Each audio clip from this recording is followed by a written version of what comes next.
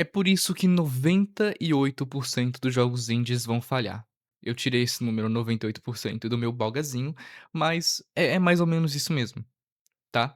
Porque muita gente, quando tá começando a criar jogos, ela já começa ali criando o próprio jogo dela, não planeja nada, não pensa nada, só começa a criar o jogo que ela quer, posta e não vai dar certo. Não vai dar certo. A chance dessa pessoa terminar o jogo já é minúscula. A chance do jogo, depois que ficar pronto, ter vendas pelo menos pra se pagar pelo tempo que ela gastou desenvolvendo o jogo, já é minúscula também. Bom, meu nome é Jonathan Antônio, sou um desenvolvedor de jogos há mais de 2 anos e você está no canal Otodes, tá bom? Um canal onde eu falo as minhas verdades sobre o mundo do game dev. Dou a minha opinião, mas por favor escreve a sua opinião nos comentários, tá bom? Porque é interessante ter algum tipo de debate aqui nos comentários, porque querendo ou não, isso vai ajudar as pessoas, tá bom? Que forem ler os comentários, você vai estar ajudando algumas pessoas. Bom, vamos lá. Primeiro ponto aqui. Jogo dos sonhos como primeiro projeto de todos. Muitos querem criar o seu jogo dos sonhos, o seu dream game, como geralmente é falado lá na gringa e muita gente também chama aqui no Brasil de dream game. Querem criar o seu jogo dos sonhos, o seu dream game, como seu primeiro projeto comercial. O resultado disso, o jogo nunca chega ao final e diversos bugs de inexperiência surgem, bugs que seriam facilmente resolvidos se a pessoa já tivesse algum tipo de experiência com game dev, algum tipo de experiência criando outros tipos de jogos. O certo que você deveria fazer, ao menos na minha opinião, claro, é você criar jogos pequenos antes de você começar a criar um jogo maior. E na verdade, se você tá sozinho, nem cria um jogo tão grande assim, não cria um jogo com várias e várias horas de duração, uma coisa meio Celeste da vida, Hollow Knight da vida, não. Cria um jogo menor, jogos menores. Por exemplo, Super Chicken Jumper. Feito só pelo Gema Please, eu acho que ele teve algum tipo de ajuda aqui e ali pra fazer algumas coisas do jogo, mas em si, sei lá, 90% do Super Chicken Jumper foi feito só pelo Gema Please. É um jogo pequeno, Super Chicken Jumper é um jogo pequeno, você pode terminar ali jogando o jogo, terminar em 2, 3 horinhas, 4 horinhas se você for igual eu, que sou muito ruim jogando esse tipo de jogo, que precisa de muito reflexo. É esse jogo aqui, pra quem não conhece, o Super Chicken Jumper, você é essa galinha aqui, ou pintinho, e é basicamente um jogo de runner, assim, você tem obstáculos que são gerados proceduralmente, tem alguns chefes, e você vai pegando armas, coletando itens, etcétera, e desviando. Esse é um tipo de jogo que eu tenho um pouco de dificuldade, mas eu já zerei e é um ótimo jogo, tá bom? Super recomendo. É baratinho, é legal, é divertido, e ele é um jogo simples. A história dele é simples, a gameplay dele é simples, tudo nesse jogo é simples. O mapa é gerado proceduralmente, então, o Gema Please ele faz ali vários tipos de obstáculos e coloca eles pra serem gerados ao longo do jogo. Os inimigos também são gerados proceduralmente. O que mais tem de diferente entre cada fase, além dos próprios obstáculos, são justamente os chefes, ó, mostrando que o chefe Bruxa da Floresta é um dos chefes do jogo e cada um dos mundos tem 6 mundos, tem o seu próprio chefe. Essa é a parte mais difícil de fazer do jogo, provavelmente, é os chefes. É os chefes e um pouco de mecânica de balanceamento. Só que o jogo em si, ele é bem simples. É um jogo simples, dá pra você fazer sozinho. Que eu saiba, o Jamapli só teve ajuda ali pra poder fazer as músicas do jogo, alguns efeitos sonoros, algumas partes de programação que eu lembre, tá bom? Que eu lembro que ele tinha falado em algum vídeo sobre ajuda na programação de algumas coisas do jogo, algumas partes específicas. Mas em si, foi tipo 90% sozinho. Mesma coisa com Undertale. Undertale também foi feito majoritariamente sozinho.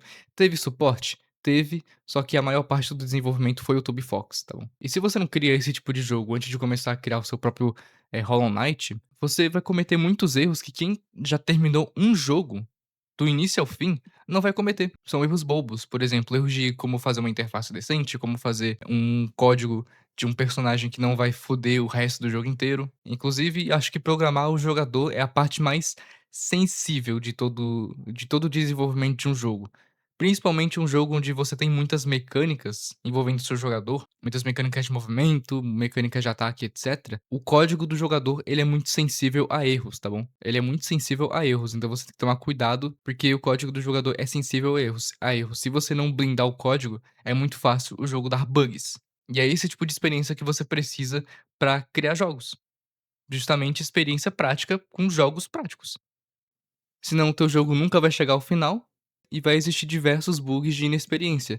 E na minha opinião, a melhor forma de você aprender uma coisa na sua vida, isso aqui não conta só pro game dev, tá bom? É pra basicamente a sua vida inteira, é você errar e aprender. É você praticar, errar e aprender. Você pode assistir todos os cursos, comprar todos os cursos e ver todos os cursos de game dev do multiverso.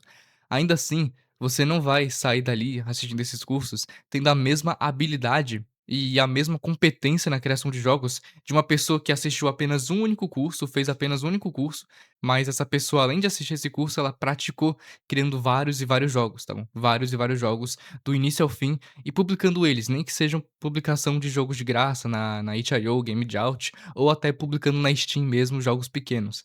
Essa pessoa que assistiu apenas um único curso, mas publicou vários jogos práticos, ela tem muito mais experiência e com certeza vai estar muito mais blindada para poder criar jogos do que a pessoa que assistiu todos os cursos do universo.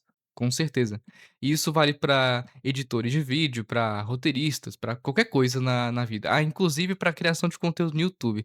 Não adianta você só comprar o meu curso lá, que inclusive eu passei o último final de semana inteiro focando em gravar aulas, gravei um módulo inteiro no sábado e domingo. Meu curso vai estar saindo aí nos próximos meses. Talvez ainda em fevereiro vocês tenham mais detalhes, tá bom, sobre o data a data de lançamento do curso, tá bom? Então fiquem ligados aqui no canal, porque o curso tá show, tá muito show. No curso a gente vai criar um canal na prática, tá bom? Na prática. Tá, mas chega de marketing do meu curso, é basicamente isso. Quem pratica tem muito mais experiência do que quem não pratica. Isso serve para criação de jogos, serve para basicamente qualquer área da sua vida, qualquer área. Segundo ponto, criar um jogo sem estudo de mercado. Se o teu jogo, a ideia do seu jogo surgiu do nada, você não tem nenhuma visão de mercado sobre o que tá dando certo, nenhuma visão de mercado sobre o público-alvo, sobre a concorrência do seu jogo, sobre a tendência do gênero, sobre a comunidade que seu jogo vai ter, como que é o público que vai consumir esse tipo de jogo, é muito difícil você criar um jogo sem ter essas informações, porque essas informações são essenciais. Se a tua ideia do seu jogo surge do nada, ou você só mistura um monte de elementos de jogos que você gosta, que é mais ou menos o que eu tô fazendo com o Souls Apart, só que, você tá criticando aí, mas você tá fazendo a mesma coisa. Só que o Souls Apart que eu tô criando é diferente, o objetivo daquele jogo é só terminar o jogo, porque é um jogo que eu quero jogar. O Souls Apart eu tô criando um jogo meio que pra mim mesmo, é diferente. Mas eu tenho um jogo roguelike que eu tô fazendo, que é que esse sim eu tô seguindo com um estudo de mercado melhor, que é um roguelike, só que apenas focado em chefes. Ao longo de 2026 vocês vão ter mais informações sobre esse jogo, tá bom? A não ser que eu cancele, claro. A vida é uma montanha russa, né. Às vezes você tá lento, devagarzinho, curtindo, aí do nada você tá de ponta cabeça com vontade de vomitar. E é assim que a vida funciona. Então você precisa ter uma noção no seu jogo de como que vai ser a concorrência, como que é quais que são as tendências do gênero desse jogo, tendências do que dá certo com esse tipo de jogo, o que que não dá certo, o que que as pessoas estão gostando nesse estilo de jogo. Como que é o público-alvo do jogo, idade, situação financeira, horário que eles têm disponível pra jogar, se eles gostam ou não de rejogabilidade e etcétera. São coisas extremamente simples, mas que muita gente não pensa nisso quando vai criar um jogo. Ela só cria um jogo ali que tem uma ideia do nada, ela tira a ideia do jogo, sei lá, no banho e começa a desenvolver e começa a colocar um monte de mecânicas, assim, e tipo, o jogo até pode ser divertido de jogar, mas será que ele vai chamar a atenção? O jogo pode até ser bom, ó, finge que isso aqui é um likezinho, tá bom. O jogo pode até ser bom, mas será que as pessoas vão querer jogar? Será que as pessoas vão se interessar pra jogar quando vê a página na Steam? Vão se interessar pra jogar quando vê o gráfico do jogo? Vão se interessar pra jogar quando vê eu queria salvar o desenho, droga. Vão se interessar pra jogar quando aparecer um anúncio, se você decidir fazer tráfego pago do seu jogo por algum motivo, um desenvolvedor indie fazendo tráfego pago do jogo dele, o que que é isso? Então você tem que estar ligado em se o seu jogo ele chama a atenção do público que vai jogar ele. Porque se não chamar, então não tem por que fazer esse jogo, é melhor alterar a ideia, a visão que você tem sobre o projeto, e alterar o seu GDD inteiro inclusive. Outro motivo, ninguém conhece o seu jogo. O cara quer criar um jogo calado, sem falar pra ninguém que tá criando o jogo, criar esse jogo por um ano e lançar achando que alguém vai se importar com o seu jogo. Ninguém se importa com o seu jogo, essa é a real. Ninguém se importa com o seu jogo, ninguém se importa com o projeto de uma pessoa aleatória que ela não conhece. Você só se importa com o jogo do Gema Please porque você gosta do Gema Please. Você só se importa com o jogo do Select porque você gosta do Select. Tem gente aqui no canal que vai se importar com os jogos que eu tô produzindo porque gostam da minha pessoa, gostam do meu conteúdo e gostam do que eu falo, gostam de como eu ajo nos vídeos, com a minha personalidade, etc. As pessoas precisam conhecer o seu projeto desde as fases iniciais de desenvolvimento, tá bom? É interessante o quanto antes que as pessoas conheçam o seu jogo, que ele está sendo desenvolvido, o que que o jogo vai ser sobre, qual que é o diferencial do jogo em relação aos outros, como que é o gráfico do jogo, qual que é a premissa da história, etc. Coisas básicas, as pessoas precisam saber. As pessoas precisam saber. Ah, e como que eu vou divulgar meu jogo? Qual que é a melhor forma de divulgar meu jogo que ainda tá em desenvolvimento? Bom, YouTube. YouTube, eu já falei isso 1 milhão de vezes no canal. Se você acompanha aqui os vídeos do canal, tu já sabe dessa informação da importância do YouTube. Desde a metade do ano passado, da metade de 2025, você já sabe disso. E se você sabe disso e você começou a aplicar lá, hoje você já tem um canal que está em crescimento e já consegue divulgar o teu jogo e ter wishlists nele. E se você não sabia sobre essa informação e vai saber agora, então começa a criar teu canal, começa a criar conteúdo hoje, mostrar teu jogo, pra até o final de 2026 você já ter uma comunidade e ter wishlists no seu jogo. No mínimo wishlists. Mesmo que as pessoas não comprem teu jogo, ter wishlist já é muito interessante. Porque o wishlist ajuda a Steam a divulgar organicamente seu jogo na plataforma, justamente porque mostra pra Steam que o teu jogo tem uma certa parcela de pessoas que têm interesse. Ah, e qual conteúdo eu criaria pra, mostrar para as pessoas o meu projeto? Devlog? Bom, sim, devlog. Você criaria vídeos de devlog. Ah, mas você não falou em um vídeo do seu canal que devlogs não são um bom conteúdo pra se fazer e etc, etc? Hã, sim, eu falei isso em um dos vídeos do canal, mas lá eu falei sobre um tipo específico de devlog. Um tipo específico de devlog, que geralmente é um devlog muito técnico, que as pessoas geralmente pensam em fazer quando pensam em devlog.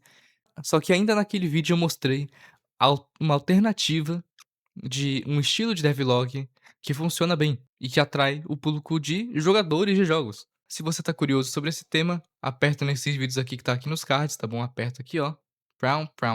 Que você vai poder adquirir esse conhecimento muito fácil. É um vídeo muito bom do canal, tá bom? Super recomendo. Um dos melhores vídeos do canal até agora, na minha humilde opinião. E é basicamente isso, você precisa que as pessoas conheçam o seu jogo.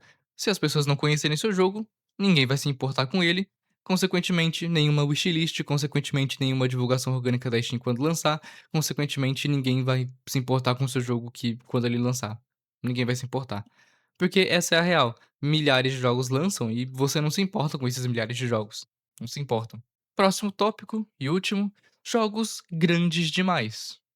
Cara, tu é CLT, 6 por 1, tem só 2 a 3 horinhas disponíveis no dia pra você poder desenvolver seu jogo, porque as outras partes você precisa arrumar tua casa, tomar seu banho, fazer sua comida e etcétera.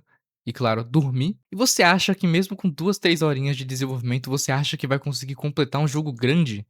Você acha mesmo que vai conseguir completar um jogo grande, um jogo que tem ali, sei lá, 10 horas de duração, um mapa grande, muitas mecânicas de jogo, um jogo de escopo grande para um desenvolvedor indie? Acha que vai conseguir completar esse jogo com só 2, 3 horinhas por dia?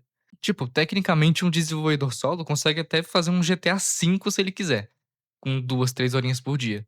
A diferença é que você vai demorar centenas de anos.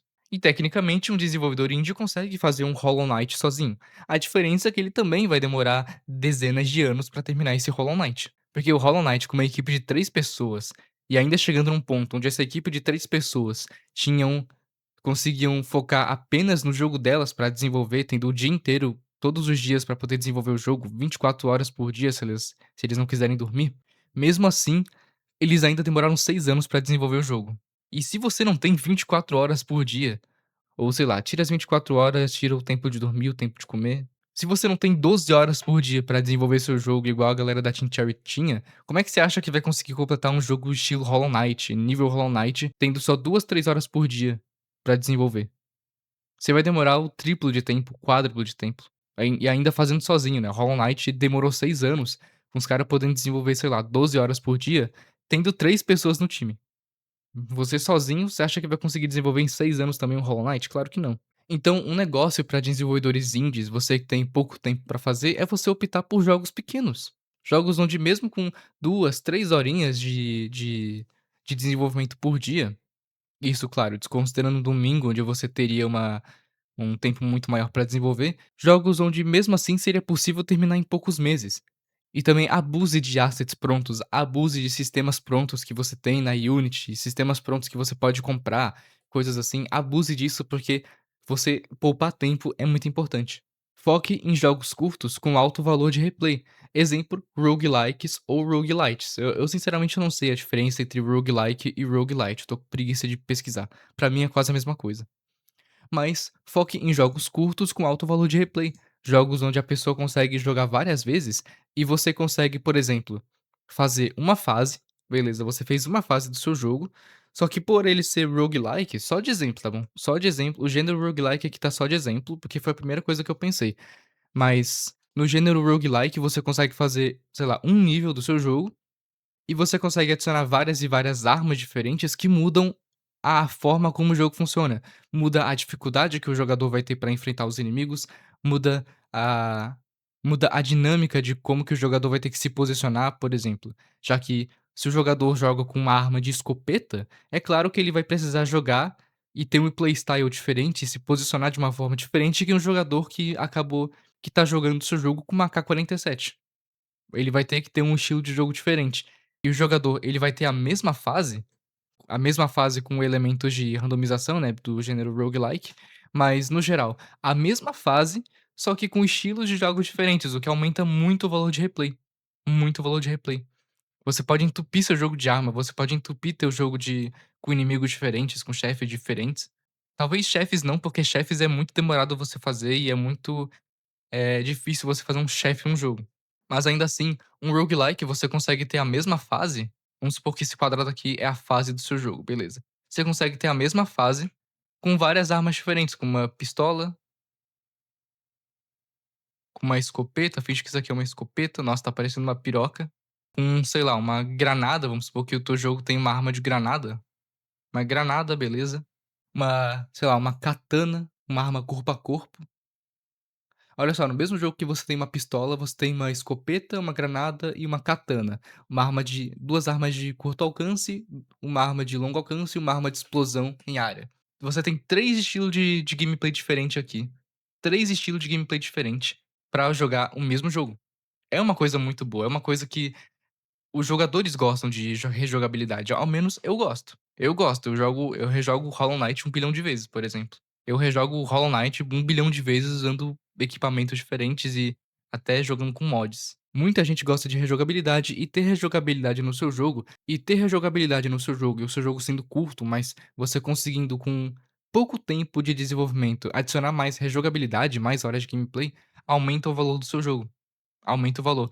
Eu não tô falando nem aumentar o valor de preço do seu jogo, aumentar o valor que as pessoas enxergam no seu jogo, tá bom? O valor que as pessoas enxergam no seu jogo, que é diferente. Porque coisas que fazem as pessoas enxergarem mais valor no seu jogo. Aqui, ó, coloquei. Coisas que aumentam o valor percebido do seu jogo pelos jogadores. O valor percebido, eu não tô querendo falar de coisas que vão te permitir aumentar o preço do seu jogo. Talvez até sim, talvez você conseguiria por ter essas coisas aqui, aumentar o preço do seu jogo e as pessoas não iriam se importar tanto com isso, mas aqui eu tô querendo falar o valor que os jogadores percebem, o valor que os jogadores percebem do seu jogo. É difícil explicar, mas é o quanto eles acham que o seu jogo vale a pena ser jogado. 1. Rejogabilidade. Isso aqui não tá em ordem de qual que é o que mais dá valor e qual que é o que menos dá valor, só listei coisas, tá bom? Rejogabilidade, o seu jogo tem um alto valor de replay. Então, por exemplo, no roguelike, você tem um alto valor de replay, né? Você pode utilizar armas diferentes em muitos jogos. Você pode ter a mesma fase, só que de formas diferentes. E você tem coisas sendo geradas proceduralmente. 2, horas de gameplay, ou seja, quantidade de conteúdo, tempo que você tá jogando. Mas, claro, não faça tipo Garten of Bambam, que estende as horas de gameplay dele de uma forma totalmente artificial. É algo que estende as suas horas de gameplay, só que de uma forma que realmente é conteúdo. Por exemplo, você ter mais fases, você ter modos de dificuldade, você ter mais motivos pra rejogar seu jogo, aumenta as suas horas de gameplay. Terceiro, customização. Teu jogo ter algum tipo de skin, ou simplesmente uma customização de gameplay. O seu jogo, por exemplo, o próprio roguelike é um jogo que você tem uma customização de gameplay. Você consegue customizar o seu jogo. Se você gosta mais de armas a curta distância, você teria aqui no jogo que a gente criou aqui mentalmente, uma escopeta e uma katana para poder usar de armas de curta distância. Gosta de armas de longa distância? Você tem armas de longa distância. Gosta de causar explosão? Tem explosão. Isso aqui customiza sua gameplay. Além de, claro, customização de, por exemplo, dar acesso fácil a mods, dar acesso fácil ao jogador trocar de skins e etc. Deixar o jogo mais difícil com modo de dificuldade e coisas assim. Quarto, qualidade gráfica ou sonora. Isso aqui é bom. Mas isso aqui não significa que o seu jogo precisa ser realista ou ter a melhor pixel art do mundo. O teu jogo, para ter qualidade gráfica, por exemplo, ele não precisa ser realista ou ter a melhor pixel art do mundo, o melhor gráfico desenhado do mundo. Ele precisa ser diferente, único. Ele só precisa ser agradável aos olhos. Mas você consegue fazer algo agradável aos olhos que não seja uma pixel art fodona de onde um personagem tem 60 pixels. Não. Você pode fazer um jogo de pixel art onde ele é simplesmente estilizado. Sei lá, ele tem um gráfico que simula jogos do Nintendinho. Isso é um bom gráfico, isso é um bom gráfico. Isso é um bom gráfico, porque ele é estilizado e ele é agradável aos olhos, ele segue um estilo de gráfico, entende? Mesma coisa com a parte sonora. 5, desempenho e otimização. Se o teu jogo rodar mal, as pessoas não vão gostar, obviamente. E esse é um dos motivos que mais estão afastando os jogadores de jogos Triple A's, justamente porque, por exemplo, aquele jogo lá do Borderlands, mesmo que o jogo ele é um jogo que era pra ser tecnicamente meio leve, ou não tão leve, ainda assim o jogo não rodava direito nas GPUs mais recentes, cara. Cara, era pra aquele jogo rodar numa RX 580, tipo, e rodar meio mais ou menos, mas era pra rodar, nem que seja no gráfico baixo. Mas não, não rodava nem nas GPUs mais recentes direito no gráfico ultra, cara. Isso não é porque o jogo é pesado, isso é porque o jogo é mal otimizado. Se uma empresa fudida quiser que o jogo dela seja pesado, ela consegue fazer até um jogo low poly, estilo os jogos da Puppet Combo, ser um jogo com mau desempenho, ser um jogo de baixo desempenho, jogos low poly, 3D low poly. Sexta coisa, desafios ou conquistas que liberam coisas únicas. Você ter conquistas na sua Steam, que você pegou daquele jogo, você ter desafios únicos que liberam algum tipo de, sei lá, até um cosmético, mas só pra diferenciar cada jogador e recompensar ele por ter feito alguma coisa específica no seu jogo que é difícil. Isso também aumenta o senso de valor do seu jogo. E bom, acho que é isso, não tem muito mais o que falar. Eu espero que esse vídeo tenha sido útil para você. E se você quiser apoiar o canal, aqui no cantinho tem o QR Code do LivePix. É só você escanear, tá bom? Escaneie aqui o QR Code do LivePix. E você pode doar um valor simbólico baratinho mesmo e mandar uma mensagem que eu com certeza vou ler. Volta e meia eu entro ali no LivePix e vejo as mensagens que a galera manda, tá bom? Não tem nenhum benefício nossa, que incrível, mas é só pra você demonstrar o seu amor por mim, tá bom? Muito obrigado. E se você vai seguir as dicas daqui do vídeo e vai querer criar um jogo que seja mais fácil de fazer, um jogo tem um estilo de jogo que é melhor pra você criar, que não demande tanto tempo, que seja bom pra você criar assim logo de começo, então, clica nesse vídeo aqui do meio, que nesse vídeo eu te mostro os 5 melhores estilos de jogos pra um iniciante criar. Ah, mas eu não sou iniciante no game dev. Tá, mas esses estilos de jogos, eles são bons tanto pra iniciantes criarem, tanto pra você que já tem conhecimento, mas quer criar um jogo um pouco mais rápido, tanto pra criar um jogo para poder terminar e terminar em pouco tempo. Então clica nesse vídeo, vai ser muito importante pra você. Muito obrigado por assistir e até mais.